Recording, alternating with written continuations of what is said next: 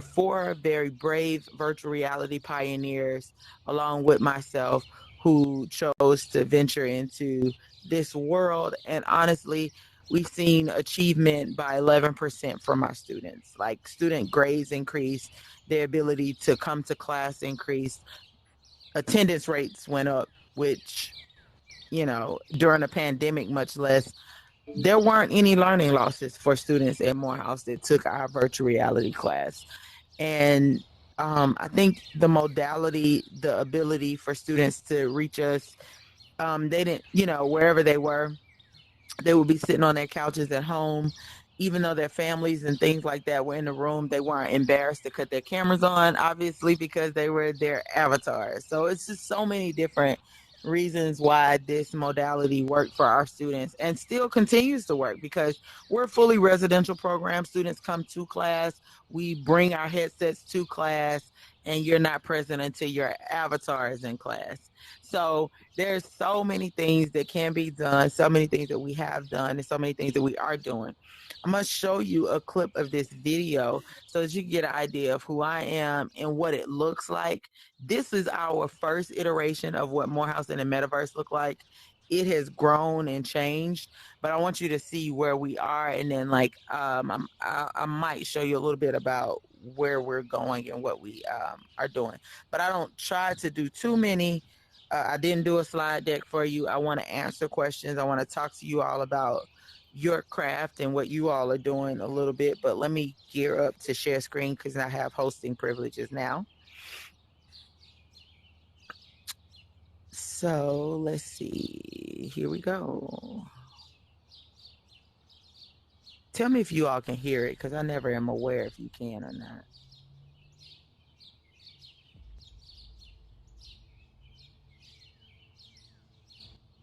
Yes. Good.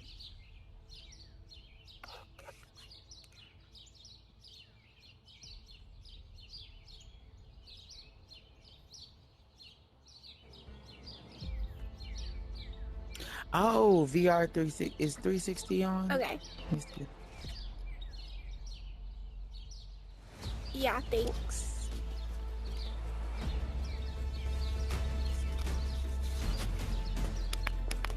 Oh.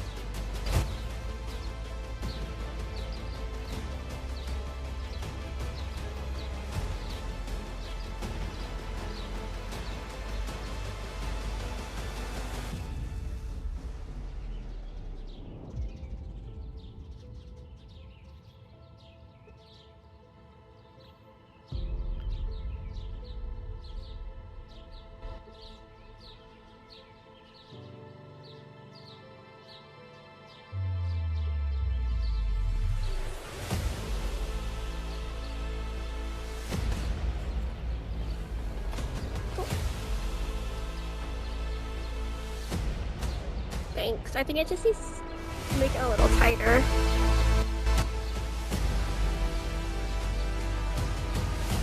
Or, yeah, I don't know how to do this.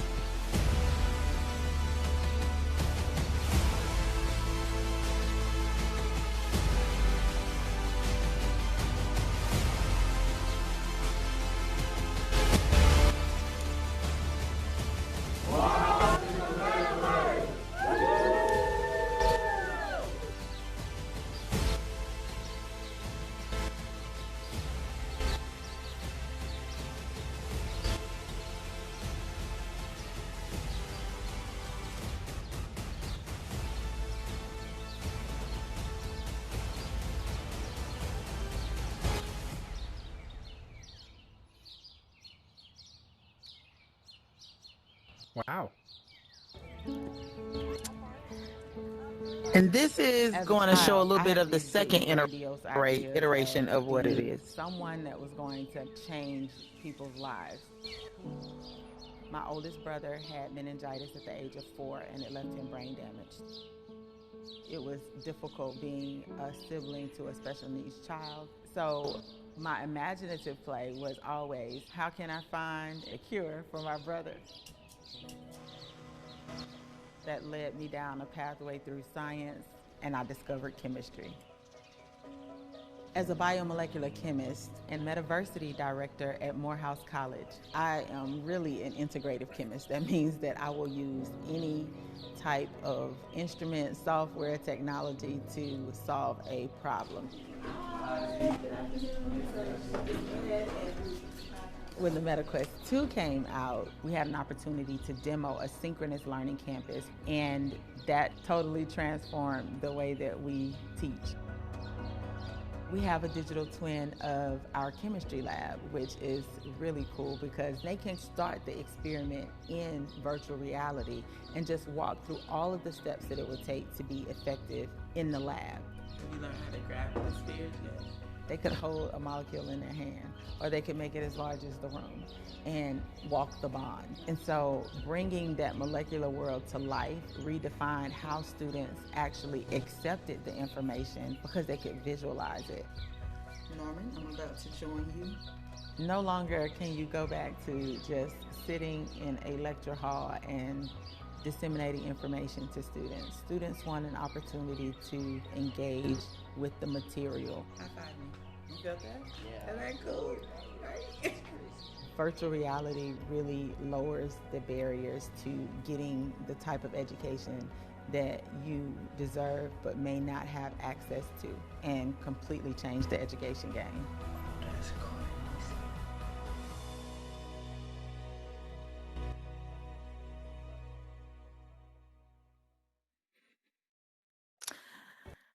So that's what we've been doing at Morehouse, and that's what I've been doing for the past few years.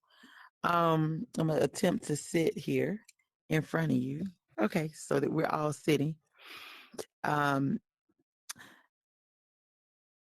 So that's just a preview of the work that I do and have done, and there's been so much more. However, this is an events management course, and I'm here because I want to talk to you all a little bit about how your industry will change with the incorporation of these emerging technologies. I want to give you an opportunity to ask questions of me, and let's just have a really interactive talk. So, events management. Now, what you don't know about me is that I'm not just a scientist, I'm not just a chemist, I'm not just a professor. I'm now in the Department of Education, and I'm building metaversive teaching and learning as a pedagogical strategy for professors and teachers around the country. I am also a mother of 5 sons. 2 of my sons have autism spectrum disorder, and I teach the exceptional child in the classroom course at Morehouse College, helping to build the skill set for educators to be able to work with neurodivergent students using emerging technologies, working with XR accessibility standards to make sure that it is um, something that's going to also work for them. I did forget to cut my phone off because I'm in a headset. And so forgive me for letting my phone ring during this conversation. So, but those are all of the things that I do. With being a mother of 5, a wife, a daughter, and all the other hats that I wear, comes I've planned lots of events. As a matter of fact, my oldest son, who's 27, will be getting married June 1st, and we're knee deep in wedding planning, which anybody want to take my role, please raise your hand. But what I want to talk to you all a little bit about is just how events will change now that we have different modalities. How do you think that it's going to change? Okay, first of all, let me not say that. What's the typical steps for planning any event? What's the first step?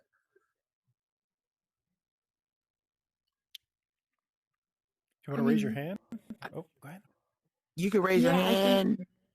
I think I figured out how to raise your hand. Hold on, let me know if this is No, it's okay. That's okay. Just raise your hand. Are you in head? Oh. How many people are in headset? If you're in headset, just raise your hand. Raise your hand. Okay, that's how you raise your hand. Yeah, I mean, I think it's just the first step is to get together with your team and kind of come up with the goals for your event, because once you establish the goals, the rest kind of has to align with those goals. Absolutely. And so in terms of scope, so when you think about scope of work, you think about what the event is for, you get all of the particulars from the client, right? Now, most events take place where? Just in general. Anybody? Where do most events take place? Conference, meeting hall, some sort of venue. Meeting halls, venue, some kind of venue, but the venues are usually for larger conferences where? Besides, we know it could be on this campus, right? So we know that. Convention center? Convention centers.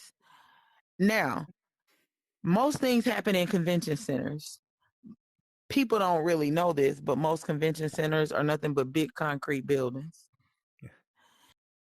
And so now we're trying to introduce technology where we have to be connected to a network that is stable. And so now when you're talking about your scopes of work, you're going to have to include technological capabilities. So that's one thing. Any other way that you think that it will change?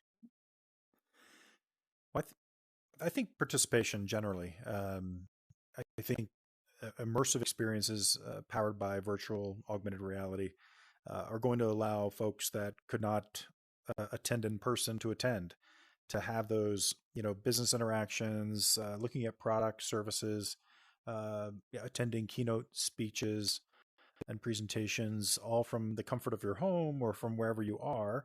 So I think that, I believe, in the future is going to have to be contemplated in this kind of industry. Correct. And how even do you think that meeting with your client in this kind of setting to help them understand the capabilities could be possible? Yes, 39, because you're not, it says 39. Sorry, my so name's you go to Hannah. 39. Sorry, my Hey, name's Hannah. Hannah. Hi. I think like showing clients venue spaces, I mean, like that's a aspect that, if they're a client that lives international or something and they don't have that flexibility to kind of come and view the space, you can walk them through it virtually. Absolutely. So having digital twins of spaces and being able to not just say, hey, this is the space that I want you to be in, and this is what it looks like, but allowing them to envision that particular space. For example, like this.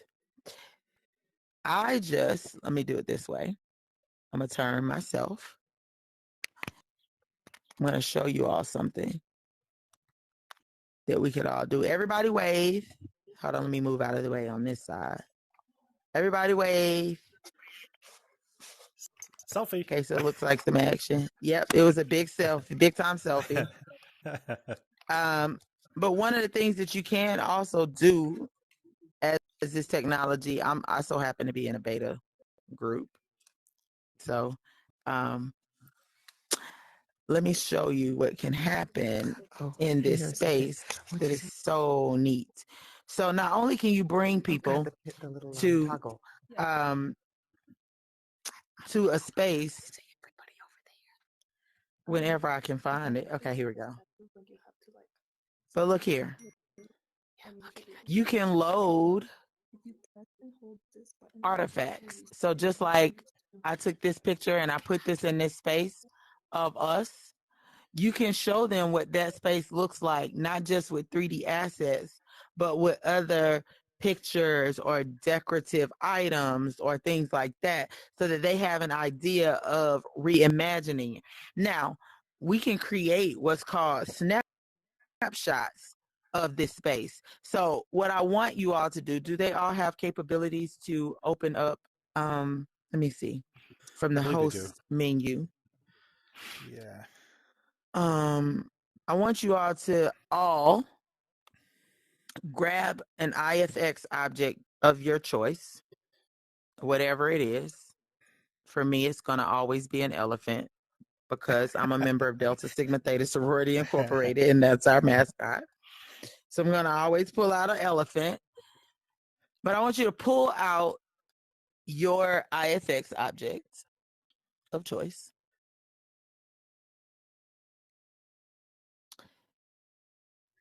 Can I ask really quick how to do that? Sure. Press menu. You know, I maybe I should have done a little overview. Oh, look at the lights. The lights are my favorite. Whoa. Press menu, and at the bottom there's some building blocks that say IFX. You're going to take your right trigger finger and you're going to press the IFX where your index finger is, and then there are going to be categories of all kind of animals and all kind of things that you can pull out. Yes. So we have some things. What I just realized that you all may not know how to move things. Oh, the birds around. I'm so terrified of birds that every time people put birds out, I just like hold my breath. No, for real. My husband thinks it's the craziest thing in the world. He's like, "Why are you afraid of birds?" I don't know, but I watched Birds, and it was Alfred Hitchcock show. Bless you. And it was, yeah, birds do it for me. It's like I can't do birds. Okay, so everybody has all of these IFX objects out. Now watch. I'm going to do something. I mean, it's of no shape and form, which is fine, right? But what we can do is I can include my IFX, or let me make sure y'all share all y'all IFX objects. Hold on real quick. Let me go back to my host settings. Host settings, session settings. I'm going to make it where all of these IFX can be shared in their settings. So when you place them, that they can be shared, that you can see the spheres. And I'm not sure that this is going to actually work because I probably should have did it before you put out your snapshots, but we're going to try it anyway. So if I put, it's a lot going on, but check this out. I'm going to save this snapshot of all this stuff, right? Now, let me ask Eric a question. Eric, did you save all your stuff? Yes. Into a snapshot with the chairs? Okay, perfect. Yeah. So I don't want to like ruin the whole setting because I'm probably going to knock people out of their seats trying to do this. Okay, so here we go. Here we go. Here we go. Nobody's anything is here. Just y'all, right? So it's just an empty space. But check this out. Just like this is an empty space, I can go back to what's called snapshots. And this is what you all can too. And I can reload it. And I can load it in its original location.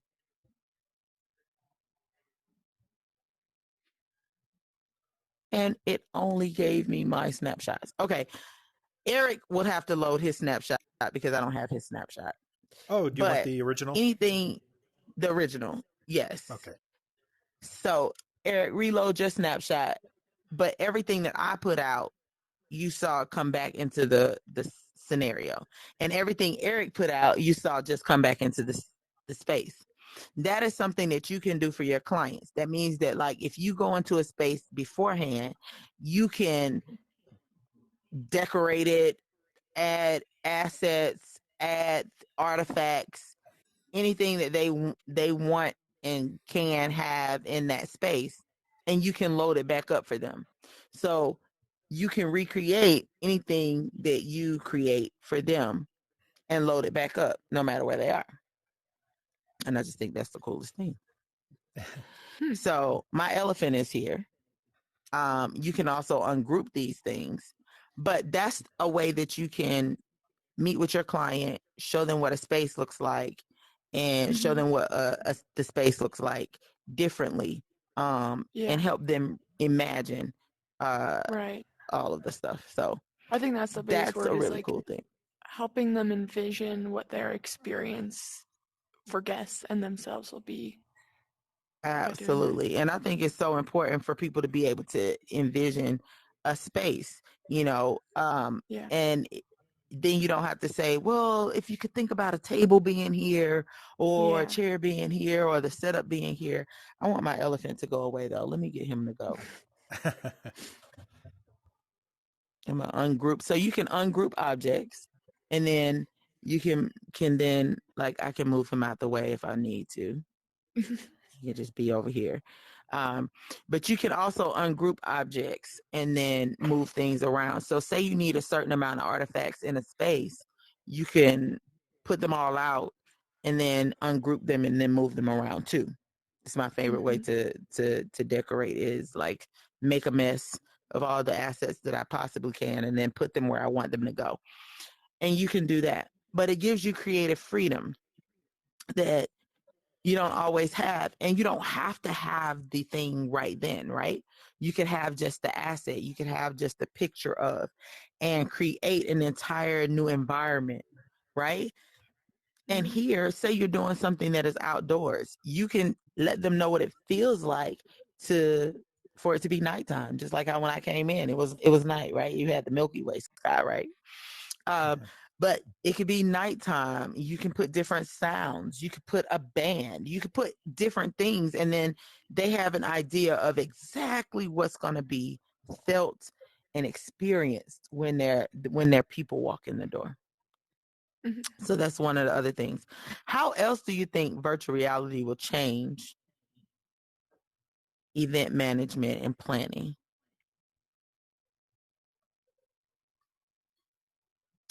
Don't everyone speak at once because I'm a teacher. I'm gonna come and pick you out. Let's see, any, many, miny, 29 because I was married on the 29th of September. So Um, it's hard to think, but I think like kind of what Hannah was saying too, like the tours, maybe like just touring around a facility, because I've seen some like 3D tours on like websites for venues, and that definitely helps because you could kind of look around and see like how many chairs you could put down or like what spaces you want to use. perfect. Absolutely. Absolutely. Now that was wonderful. You absolutely can. So I love that, love that, love that. Because a lot of times spacing is the issue. It's like how much space. The thing is you can have your dimensions already built out, know exactly how many chairs are going to go across this room, know how much space you need for aisles, all of the things, how many round tables, how many high tops, how many everything that you need. Where's the bar going to be set up? Where are drinks going to be? Where is the food going to be? What does it look like with tablecloths and settings and centerpieces? All those things, those little small details, you can present to them, right? So, what a way to be able to win over your client by bringing them into this immersive environment. And the thing about it, too, is they don't necessarily have to be in headset. So, a lot of times it's kind of hard to onboard people into headsets, but they can actually view the space from their mobile phone, from their desktop, and so you can be in headset moving around and showing them all the things and moving all the artifacts. And they can just be viewing you be immersed in that space. And you can bring other people with you and just have, just like how y'all are MSU and y'all are labeled by your numbers, you could have a client, or a participant 1, 2, 3, 4 that's just in the space to show them what it looks like when somebody arrives. What do they do first? What do they do next? And then, to be honest, you can record all that, a spatial recording of it too, in this space and play it back and create your own kind of trailer of this is, or mock up of this is what your event looks like. So much to do. Your hands up, Hannah. Yeah, I was going to say one more thing. I think it increases the efficiency of things. I mean, I think AI in general does that. But, like, if you think Yes, of all the time it takes for you to go drive to a site visit or something, it allows you to kind of do that from the place that you're located. And, yeah, just efficiency, increasing your ability to do multiple efficiency. things. Listen, the way so much work gets done because I don't have to commute. Okay. A lot of times because my class is a tribate class. That means we're in person sometimes, we're on Zoom sometimes very limitedly. And then we're basically in VR. But for the most part, their commutes are cut in half. And I feel like I spend so much time traveling back and forth to where I need to go that by the time you do the thing and you only need it 5 or 10 minutes, or venues are funny too. They'll squeeze you into a 15-minute window and you're not really able to get all that you need to get out of that particular space or in that environment with the client. So this kind of frees you up time and effort and energy to do the thing that you need to do. What else? Like when you think about going planning events, like maybe even academic events or conferences where you have interviews that are happening for students or on the job, on the spot type of things. What do you think that virtual reality could bring to that setting?